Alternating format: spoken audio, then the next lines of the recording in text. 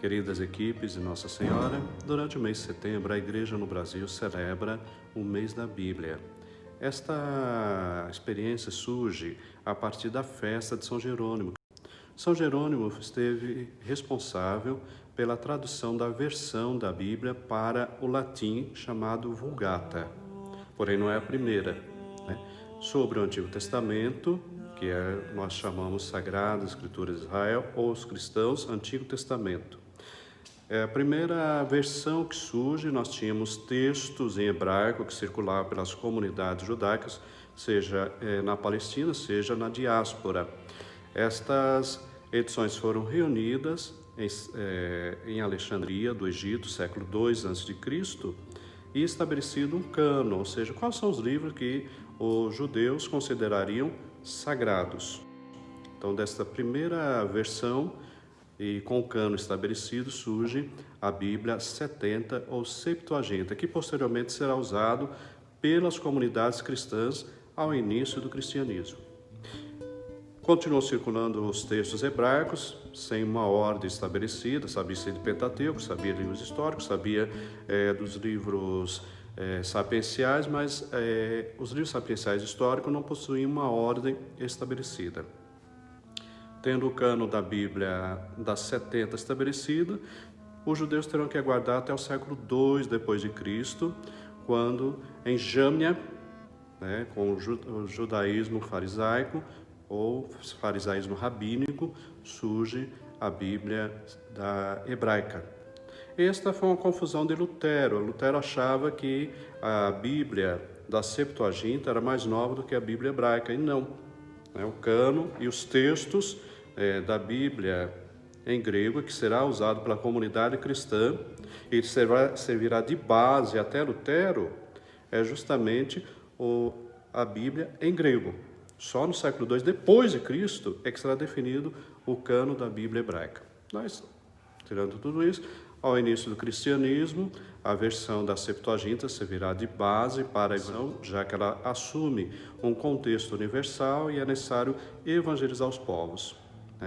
Enquanto se usa esse texto nas assembleias durante as celebrações da missa, se começa a elaboração dos textos que comporão o Novo Testamento, os Evangelhos, Atos Apóstolos, cartas de Paulo, cartas católicas, Apocalipse de João. Então, esse é o universo que será definido a partir do decreto de Gelásio, ou decreto gelasiano, às vezes chamado de decreto Damaso, decreto Damasi, por causa do Papa Damaso, que convoca Jerônimo para a tradução da Bíblia da Vulgata. Mas antes da Vulgata, já existiam diversas versões da Bíblia quanto Antigo e Novo Testamento dentro do cristianismo.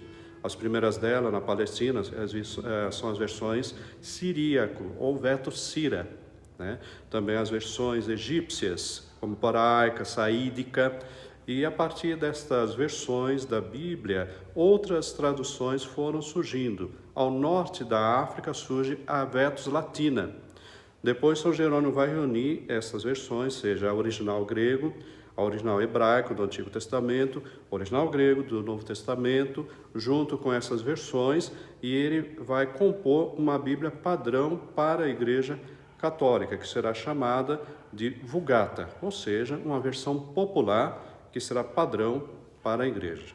Apesar dela ter se tornado, até os tempos atuais, a Bíblia padrão, a Bíblia que é chamada, a versão que é chamada Rainha das Traduções, ou Rainha das Versões, é a versão armena, Temos uma comunidade armena aqui em Osasco, mas tem que lembrar que a versão armena é chamada Rainha das Versões, pela sua quantidade, que chega quase mais ou menos se equiparando a Vulgata, mas também pela sua qualidade de tradução. Junto com São Jerônimo, temos que lembrar também Santa Marcela. Santa Marcela era uma mulher nobre, jovem, que morava no Aventino, em Roma, uma mulher sendo nobre, bela e filha da corte romana. Então era uma mulher extremamente, podemos dizer, da elite romana, E ela vai abdicar da riqueza e transformar o castelo do Aventino, onde eu morava, em uma primeira comunidade de mulheres consagradas a Deus. A primeira experiência que a gente tem numa comunidade de mulheres que se consagra a Jesus Cristo, faz um voto, pobreza e castidade, será esta comunidade ligada à figura de Santa Marcela. Muito bonita a sua história, que vale a pena, porque ela é uma mulher inteligentíssima. E ela discutia em grego e hebraico com Jerônimo. Isso era fascinante. Aliás, a tradição das mulheres cristãs é a tradição de mulheres extremamente inteligentes, mulheres sábias, mulheres determinadas. Isso precisa ser resgatado, até dentro da equipe Nossa Senhora começar a observar um pouco esse legado das santas mulheres cristãs. Então, não só é um fruto da Vulgata de São Jerônimo, mas também de reflexões como de Santa Marcela. No caso, esta versão que depois se define, que se torna padrão, e depois reafirmada pelo decreto de Gelasiano, será reafirmado pelo Concílio de Trento. Muitos dizem que o cano da Bíblia Católica foi definido em Trento. Isso é falso. Em Trento é definido, reafirmado o cano do decreto Gelasiano, o decreto Damazi. E o Concílio Vaticano II irá também confirmar essa tradição. Então, nós temos um grande legado, muitos documentos sobre Sagrada Escritura desde o início da Igreja. Só com a Reforma Protestante que teremos uma pausa nesta dedicação à Sagrada Escritura e um enriquecimento.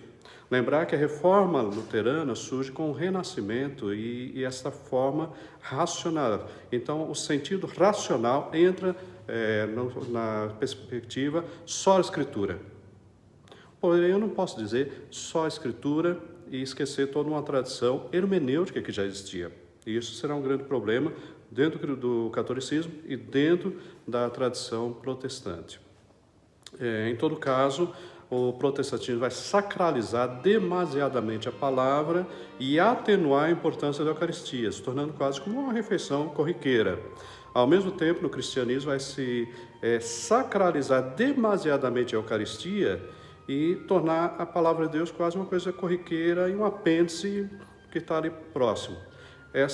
Esse desequilíbrio só será reajustado a partir do Concílio Vaticano II, onde se define novamente a mesma palavra e a mesma Eucaristia e se equilibra a dignidade mútua de um e de outro.